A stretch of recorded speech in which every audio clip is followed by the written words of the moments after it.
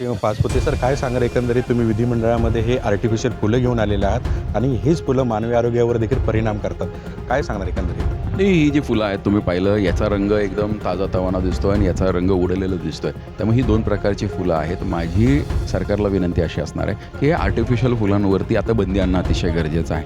कारण हे फुलांचा आपण कधी हा प्रश्न विचारतो का ह्या फुलांचा नेमका रंग जातो म्हणजे कुठं जातो? दुर्दैव असं आहे की रंग ज्यावेळेस फेड होतो हा हवेमध्ये मिसळतो आणि हवेमध्ये मिसळल्यामुळे हा प्राणवायूच्या माध्यमातून म्हणा किंवा श्वासाच्या माध्यमातून तुमच्या आमच्या शरीरामध्ये जातो आणि भविष्यामध्ये अस्थमा असतील किंवा तुमचे कॅन्सर असतील किंवा लंगचे काही आजार असतील हे झाल्याशिवाय राहणार नाहीत. आणि हे रंग काही फक्त फुलांमध्येच वापरले जातात असं नाही. हे रंग फुग्यांमध्ये वापरले जातात, हे रंग खेळण्यांमध्ये वापरले जातात.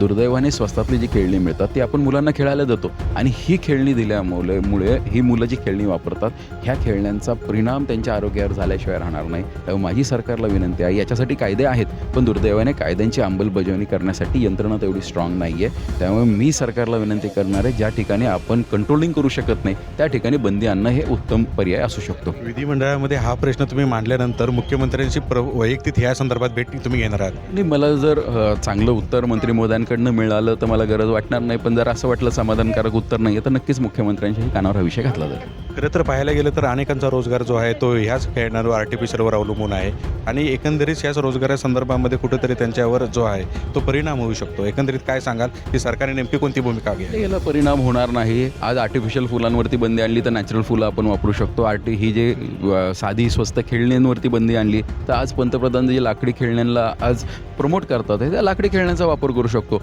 आज आपण चायनाची इकॉनॉमी वाढवतोय, भविष्यामध्ये भारताची इकॉनॉमी वाढू शकतो. रंगपंचमीचा देखील, होळीचा देखील सण जवळ आलेला आहे. एकंदरीत त्या संदर्भात काय आव्हान कराल?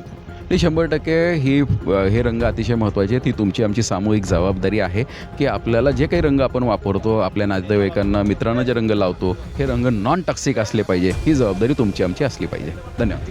हे होते विक्रमसिंह पाचपुते. एकंदरीत आर्टिफिशियल फुलांचा वापर केल्यानंतर कशा प्रकारे मानवी आरोग्यावर परिणाम होऊ शकतो, एकंदरीत विधिमंडळामध्ये हा प्रश्न आज ते उपस्थित करणार आहेत. कॅमेरामॅन कल्पेश मोरेसह मी प्रसन्नजित जाधव, LS मराठी, मुंबई.